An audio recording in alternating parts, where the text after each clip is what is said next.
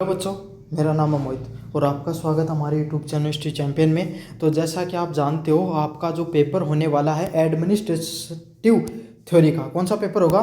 Administrative theory का जो paper होने वाला है, पब्लिक एडमिनिस्ट्रेशन का ये पेपर होगा। उससे संबंधित जितने महत्वपूर्ण प्रश्न होने वाले सारे के सारे आपको बताने वाला हूँ। लेकिन इससे पहले सभी बच्चों से रिक्वेस्ट है, प्लीज़ चैनल को जोर से सब्सक्राइब कर दो। अपना जो टारगेट है 30,000 का, उसके अपन बहुत ज़्यादा करीब पहुँच चुके हैं, मतलब 2,000 सब्सक्राइबर कम है। सभी बच्चे करो, आप इस वीडियो को देख रहे हो, अगर आप भी सब्सक्राइब कर दोगे ना एक एक बच्चा, तो अपना सब्सक्राइबर का टारगेट है वो अचीव हो जाएगा। साथ ही साथ कोने में जो व्यू प्रोडक्ट वाला ऑप्शन है, इस पर क्लिक करके अगर फ्लिपकार्ट और मित्रा से कोई प्रोडक्ट खरीदोगे, सबसे ज़्यादा डिस्काउंट आपको देखने को मिलेगा। साथ साथ डिस्क्रिप्शन में टेलीग्राम का लिंक दे रखा है, वहाँ पर क्लिक करोगे तो ये जो प्रश्न बताऊंगा इनके आपको सॉल्यूशन मिल जाएंगे। आगे बताऊंगा आपको पीडीएफ कैसे डाउनलोड करनी है सॉल्यूशन वाली। इससे पहले आपको पहले पूरा वीडियो देख लो। चलिए शुरू करते हैं अपन क्लास को। अगर अपन बात करें मैं एग्जाम की, तो ये पेपर आपके सामने नॉन कॉलेज वाले विद्यार्थी, जो स्वयं पाठी विद्यार्थी हैं, उनके लिए 150 नंबर का पेपर होगा। कितने नंबर का? 150 नंबर का पेपर होगा। और पास होने के लिए कितने नंबर चाहिए भाई? 60 नंबर चाहिए। जो स्वयं पाठी विद्यार्थी हैं उनका पेपर 50 नंबर का 150 नंबर का होगा और उनको पास होने के लिए 60 नंबर चाहिए। आपकी 60 नंबर की लड़ाई है। लेकिन अगर आप हो रेगुलर वाले विद्यार्थी, कौन से रेगुलर वाले विद्यार्थी, तो आपका पेपर होगा 120 नंबर का। कितने नंबर का? 120 नंबर का होगा। और आपको पास होने के लिए कितने नंबर चाहिए? 48 नंबर आपको कुल जमा चाहिए होंगे। कितने?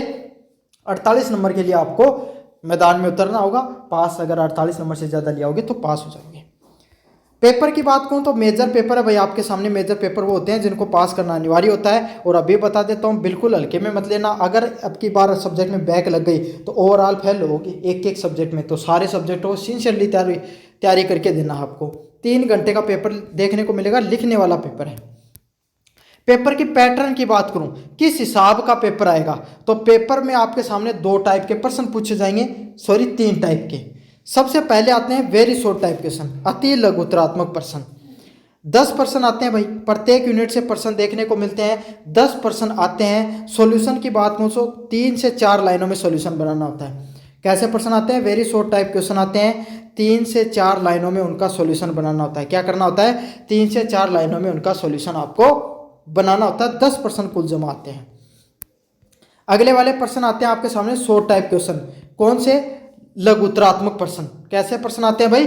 लघुत्तरात्मक प्रश्न देखने को मिलते हैं। प्रत्येक यूनिट से 4 प्रश्न आते हैं। कितने आते हैं? प्रत्येक यूनिट से 4 प्रश्न आते हैं। आपको कोई 2 प्रश्न, कितने प्रश्न? आपको कोई 2 क्वेश्चन जो पसंद आए वो आपको करना होता है। ऑप्शन नहीं आते इनमें, सीधे आपको कोई 2 पसंद आए वो कर लो। सॉल्यूशन आपको 150 शब्दों में बनाना है। कितने शब्दों में? 150 शब्दों में आपको इसका सॉल्यूशन बनाना होता है। सबसे जरूरी बात यही है, 150 शब्दों में इनका सॉल्यूशन आपको बनाना होता है। अच्छा भाई, मतलब 150। अब आपका सवाल आएगा सर कितने पेज भरें, तो आपको 1.5 पेज भरना होता है। कितना पेज भरने होते हैं? 1.5 पेज आपको भरने होते हैं। अगर 1.5 पेज से ज़्यादा भर देते हो तो आपको क्या होता है भाई, आपके सामने आपको पूरे में से पूरे नंबर दे देता है टीचर। समझ में आ गया? लेकिन अच्छा कंटेंट आपको लिखना होता है। अगले वाले प्रश्न आते हैं लॉन्ग टाइप क्वेश्चन, निबंधात्मक प्रश्न। निबंधात्मक प्रश्नों की बात करूं तो प्रत्येक यूनिट से 2-2 देखने को मिलते हैं। जैसे यूनिट फर्स्ट है, समझ में आ गई, उसमें से 2 प्रश्न, सेकंड में 2, थर्ड में 2 और फोर्थ में 2। चारों यूनिट में आपके सामने एक एक प्रश्न देखने को मिलता है। उसमें से कोई एक एक 2-2 प्रश्न देखने को मिलते हैं। कोई आपको जो पसंद आए, अथवा में प्रश्न आएगा, जो पसंद आए वो एक एक प्रश्न आपको करना होता है। निबंधात्मक प्रश्न है तो बड़ा भी करना होगा भाई आपको। कितने बड़े शब्दों में करना होता है? 300 शब्दों में। कितने शब्दों में? 300 शब्दों में कुल जमा सॉल्यूशन बनाना होता है। 300 शब्दों का अर्थ होता है कि भाई आपकी कॉपी के पेज भरेंगे 2.5। कितने पेज भरेंगे? 2.5 पेज आपके कुल भरने वाले हैं। समझ में आ गया? 2.5 पेज भरेंगे तब आपके जाके कुछ जो है वो अच्छे नंबर आने के चांसेस हैं। अब काफ़ी बच्चों का सवाल आता है कि कुल कितने पेज भरें, तो 17 से ज़्यादा अगर आप पेज भर देते हो तो आपके अच्छे नंबर आ सकते हैं। चलिए अब इंपॉर्टेंट क्वेश्चनों को देखेंगे। पहली है यूनिट नंबर फर्स्ट। पहला प्रश्न है प्रशासनिक विचारों के विकास, इवोल्यूशन ऑफ एडमिनिस्ट्रेटिव थॉट पर एक लेख लिखिए। क्या करना है? Right an essay on the evolution of administrative thought, प्रशासनिक विचारों का कैसे विकास हुआ समाज में, किसका विकास, प्रशासनिक विचारों का कैसे विकास हुआ, उसके ऊपर आपको पूरा का पूरा लेख लिखना है। ये प्रश्न आएगा तो निबंधात्मक में देखने को मिलेगा, पूरा का पूरा आपको करना है। चलिए अगले वाला प्रश्न आपके सामने, हेनरी फ्योल द्वारा प्रतिपादित संगठन के 14 नियमों का वर्णन कीजिए। क्या करना है, हेनरी फ्योल ने क्या किया था, 14 सिद्धांत दिए थे। कितने सिद्धांत, 14 अलग अलग प्रकार के सिद्धांत दिए थे संगठन के, है ना। तो अगर ये प्रश्न लॉन्ग टाइप में आएगा तब तो पूरा का पूरा आएगा, क्या आएगा, पूरा का पूरा आएगा। अगर आपको short type, very short type question में आएगा तो आपको पता भाई क्या आएगा, हेनरी फ्योल के 2 सिद्धांतों के बारे में बताइए। कितने, 2 सिद्धांतों के बारे में, 3 के बारे में, ऐसे पूछ सकता है। समझ में आ गया। तो ये 14 सिद्धांतों से संबंधित प्रश्न है, हेनरी फ्योल वाला मोस्ट इंपॉर्टेंट प्रश्न है, एग्जाम में देखने को मिल सकता है, अच्छे से कर लेना। चलिए यूनिट नंबर 2 की बात करें, मैक्स वेबर के नौकरशाही की अवधारणा को स्पष्ट कीजिए। क्या करना है, मैक्स वेबर का जो ब्यूरोक्रेसी का, जो मैक्स वेबर ने ब्यूरोक्रेसी का जो सिद्धांत दिया था, किसका सिद्धांत दिया था, ब्यूरोक्रेसी कैसे काम करती है उसका सिद्धांत दिया था, उसको स्पष्ट करना है। ऐसा का ऐसा प्रश्न एग्जाम में देखने को मिलेगा, कोई इसमें आगे ना कोई पीछे, सेम टू सेम आएगा। नौकरशाही का सिद्धांत क्या है, ये प्रश्न वेरी शॉर्ट टाइप क्वेश्चन में भी आ सकता है, तो आपको सिर्फ परिभाषा देनी होती है। लॉन्ग टाइप में आए आपको तब आपको पूरा का पूरा सिद्धांत समझाना होता है, इतना ही फर्क है। समझ में आ गया। शॉर्ट टाइप में आए तब सिर्फ मात्र परिभाषा दे दो, मोटा मोटा बता दो। लॉन्ग टाइप में आए तब पूरा का पूरा आपको अच्छे से एक्सप्लेन करना है, मोस्ट इंपॉर्टेंट क्वेश्चन है। चलिए अगले वाले प्रश्न की तरफ बढ़ें। एल्टन मियो के मानव संबंध सिद्धांत, ह्यूमन रिलेशन थ्योरी की व्याख्या कीजिए। क्या करना है, एल्टन मियो के जो मानव संबंध सिद्धांत है, ह्यूमन रिलेशन थ्योरी है, उसकी व्याख्या करनी है।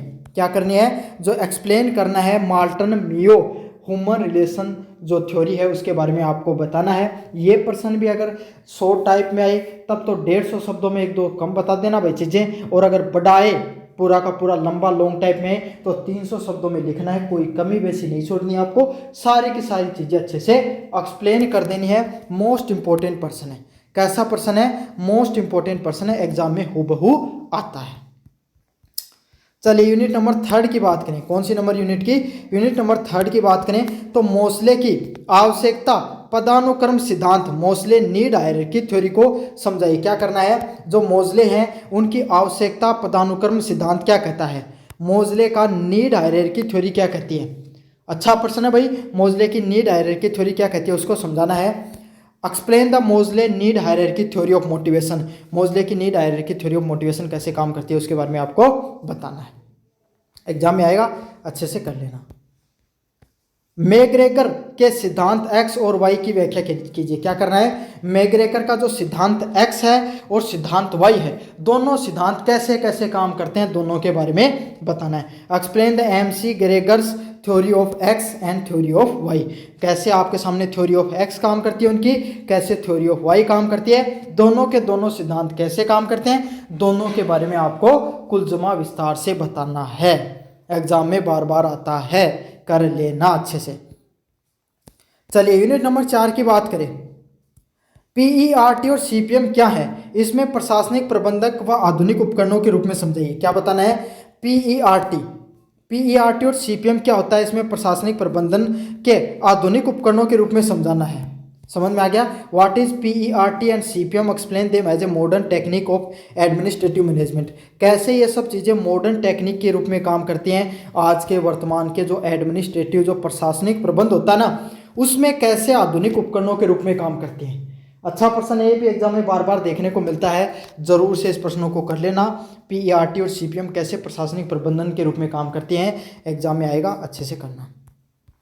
SWOT SWOT का विश्लेषण कीजिए तथा इसके महत्व के बारे में बताइए। क्या बताना है, SWOT क्या होता है, SWOT क्या होती है, उसके एनालिसिस करना है और इसका इंपॉर्टेंस बताना है। ये भी मोस्ट इंपॉर्टेंट प्रश्न है।